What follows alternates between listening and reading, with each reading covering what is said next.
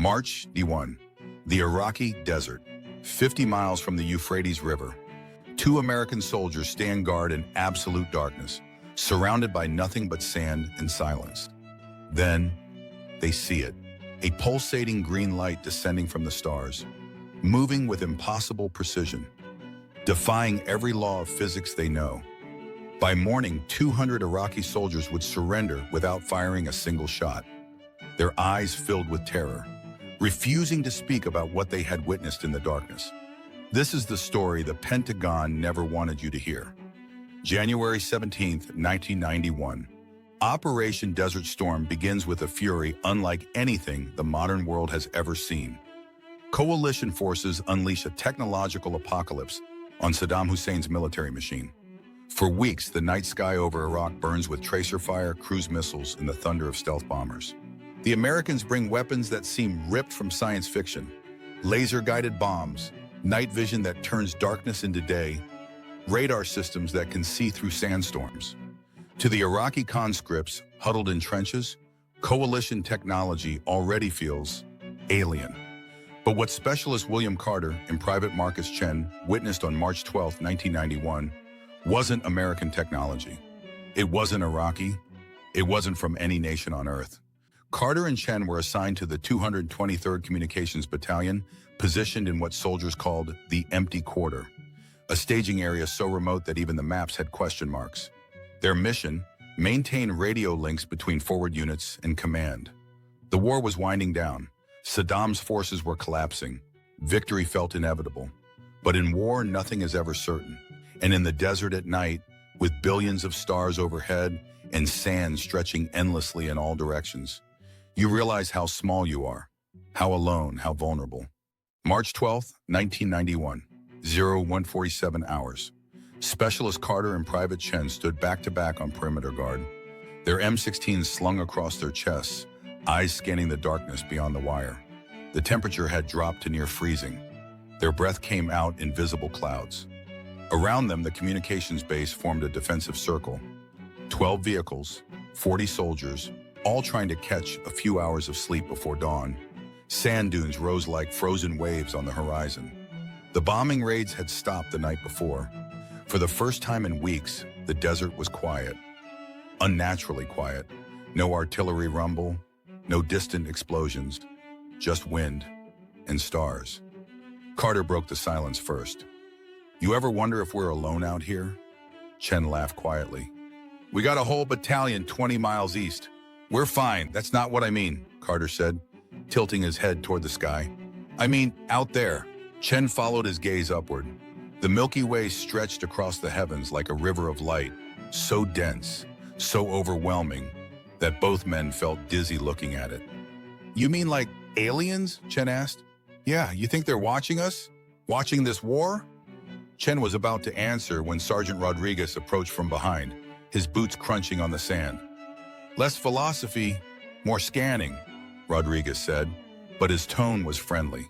He was a good NCO. 20 years in, seen 3 wars. He stood with them for a moment, looking out at the darkness. Then he saw it too.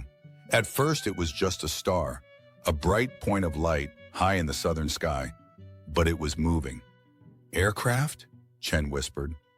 "Too slow," Carter said, "and too high." The light pulsated, growing brighter, then dimmer, like something breathing. It was greenish in color, unlike any navigation light they'd ever seen, and it moved with eerie precision, descending gradually toward the horizon. Rodriguez unclipped his radio. "Base, this is Perimeter 2. We have an unknown aerial contact bearing 180 high altitude descending. Request identification." Static, then a voice crackled back. "Perimeter 2, stand by." The 3 men watched in silence. The light continued its slow, methodical descent, pulsing with that strange green luminescence. It seemed to be scanning the desert below, sweeping back and forth in geometric patterns that felt intentional. "That's not one of ours," Rodriguez said quietly. Carter's grip tightened on his rifle. "Then whose is it?" The radio crackled again. "Perimeter 2, we show no friendly aircraft in your vicinity, no enemy radar contacts. Repeat, no aircraft in your sector." Rodriguez keyed the mic. "Copy that. but we're looking right at it. Continue observation, do not engage. Command is monitoring. The light was now halfway to the horizon, perhaps 5 miles away. It had stopped pulsating and now glowed with steady, brilliant intensity. The green light was so bright it cast shadows on the sand dunes. Chen felt his heart pounding. Sarge, what if it's theirs? What if it's some kind of Iraqi? The Iraqis don't have this, Rodriguez cut him off. His voice was firm, but Carter could hear something else underneath, something he'd never heard from the sergeant before. Then without warning, the light moved. Not gradually, not slowly. It accelerated. In less than a second, it shot across the remaining distance to the horizon, covering what must have been 5 miles in the blink of an eye. The movement was so fast, so impossible, that all 3 men gasped. And when it reached the horizon, everything changed. The desert exploded with light. Not fire, not explosions, light. A brilliant, emerald green radiance that erupted from the horizon like a second sunrise. It flooded across the sand, illuminating every dune, every vehicle, every terrified face in the communications base. Carter shielded his eyes. What the hell? The light was coming from everywhere and nowhere, as if the horizon itself had become a wall of pure energy. Through squinted eyes, they could see shapes moving within the glow, geometric patterns shifting and rotating with mathematical precision. The radio exploded with panicked voices. Seeing this? Light source unidentified. All units, defensive posture. Then, as suddenly as it began, it stopped. Darkness rushed back in. The 3 men stood frozen, their eyes struggling to readjust. The night seemed somehow darker than before, as if the light had consumed something essential from the world. Rodriguez was the first to speak. His voice was barely a whisper. In 20 years, I've never... He couldn't finish. Carter's hands were shaking. Chen had dropped to one knee, his rifle pointed at the darkness, though they all knew that bullets would mean nothing against whatever they had just witnessed. The radio crackled. All units, report status. Did anyone see where it went? Rodriguez keyed the mic, his voice steadier now. Negative.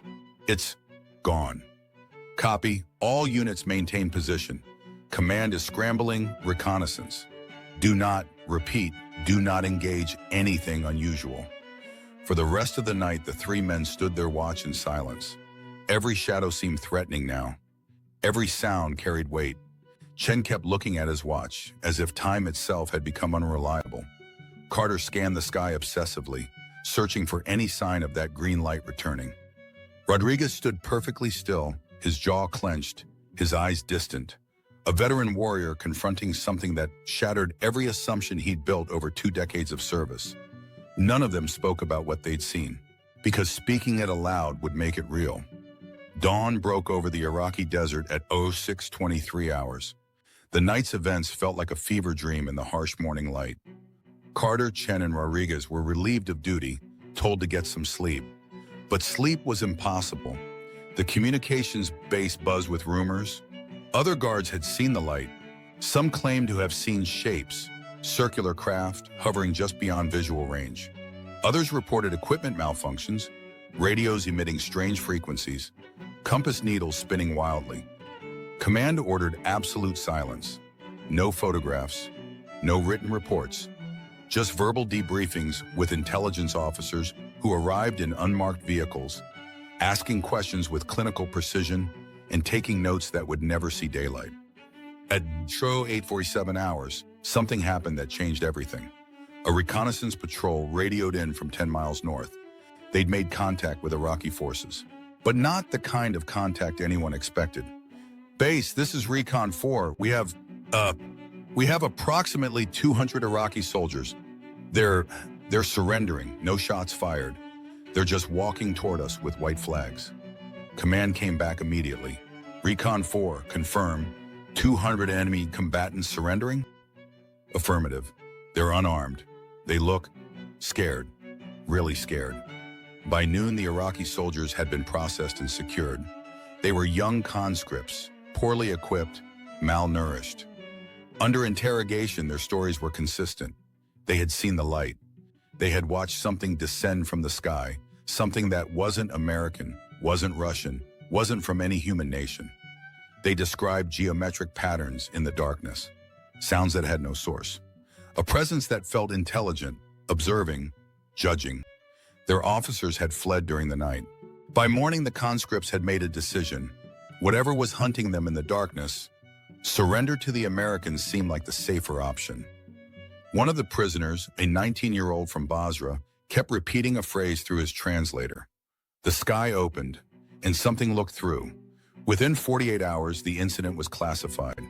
Carter, Chen, Rodriguez, and every other witness were debriefed by Air Force intelligence. They were told in no uncertain terms that what they had seen was an experimental reconnaissance platform, classified, American, and absolutely not to be discussed with anyone ever. The official explanation: a high-altitude atmospheric research balloon equipped with new plasma propulsion tests. The green light was a byproduct of ionized particles. The rapid acceleration was an optical illusion caused by desert mirages and exhaustion. The Iraqi surrender? Pure coincidence. They were going to give up anyway. The war was over. They were out of supplies. Every witness was required to sign non-disclosure agreements. Violation meant court-martial. But Carter knew the truth, and so did Chen. And Rodriguez. You don't forget something like that. You don't unsee it. The way the light moved, with purpose, with intelligence, the geometric patterns that seemed to be communicating something just beyond human understanding. The feeling of being watched by something vast and ancient. Years later, Carter would write about his experience on a UFO research website, using only his first name. He wasn't looking for fame.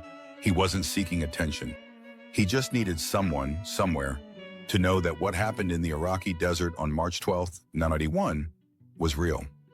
The military never acknowledged the incident. The 200 Iraqi prisoners were processed and eventually returned home, their stories dismissed as combat stress and propaganda.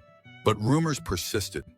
Whispers in veteran forums, classified documents with suspicious redactions, reports from other units stationed in the region, all describing similar encounters. Green lights, impossible movements, a presence that defied explanation. And always the same question. If it was just a balloon, why did 200 enemy soldiers surrender to avoid it? The Gulf War ended on February 28, 1991, 12 days before the incident Carter witnessed. But combat operations continued for weeks as coalition forces secured territory and processed surrendering Iraqi units. Official records show that thousands of Iraqi soldiers surrendered during the final days of the war. Most were fleeing coalition air power, artillery, and the overwhelming technological superiority of American forces. But among those thousands, there were small groups, like the 200 who surrendered near the Euphrates River, whose behavior didn't fit the pattern. They weren't fleeing bombardment. They weren't trapped. They were running from something else, something in the night sky. Since 1991, declassified documents have revealed that UFO sightings increased dramatically during the Gulf War. Pilots reported unknown radar contacts. Ground forces described lights that defied conventional aircraft capabilities. Naval vessels tracked underwater contacts that moved at impossible speeds. Most were explained away as classified American technology, stealth aircraft, experimental drones, psychological warfare operations designed to intimidate the enemy. But some incidents, like Carter's encounter, remain unexplained. In 2004, the Pentagon quietly released the Advanced Aerospace Threat Identification Program report, acknowledging that unidentified aerial phenomena had been documented by military personnel for decades. The report included testimony from credible witnesses, pilots, radar operators, intelligence analysts, all describing encounters with objects that displayed technology beyond current human capability. The Gulf War was mentioned, briefly, with heavy redactions. Whatever appeared in the Iraqi desert that night in March 1991, it left no physical evidence, no wreckage, no radiation signature, no photographic proof, just memories and questions. And 200 Iraqi soldiers who chose capture over facing whatever they had seen in the darkness. William Carter left the Army in 1995. He returned to Texas, started a family, and tried to live a normal life. But the memory of that night never left him. He still looks at the stars differently now, with a mixture of wonder and unease. Because he knows, in a way that few people can ever truly understand, that humanity is not alone. Whether what he saw was extraterrestrial, interdimensional, or something beyond our current understanding of physics, it was real. It was intelligent, and for reasons we may never comprehend, it was interested in us, in our wars, our weapons, our violence. The truth about that night may never be fully known. The files remain classified, the witnesses are scattered. The physical evidence, if it ever existed, has vanished into the Pentagon's labyrinth of secrecy. But perhaps the most unsettling question isn't what appeared over the Iraqi desert in March 1991. Why would an intelligence capable of crossing the void between stars be interested in a small unit of American soldiers guarding radio equipment in the middle of nowhere? Why would it reveal itself so dramatically, only to vanish without a trace? And why would 200 enemy combatants be so terrified of it that surrender seemed like the only rational choice? Maybe we're being watched, studied, evaluated. Maybe humanity is part of something larger. A cosmic experiment, a galactic nature documentary, a test we don't even know we were taking. Or maybe, just maybe, we encountered something that night that was trying to send us a message. Stop fighting each other. You're not ready for what's out there. March 12th, 1. The Iraqi desert. 2 soldiers and a sergeant witnessed something impossible. And somewhere in a classified facility, the truth sits in a locked file cabinet, waiting for the day humanity is ready to handle it. The question is, will we ever be?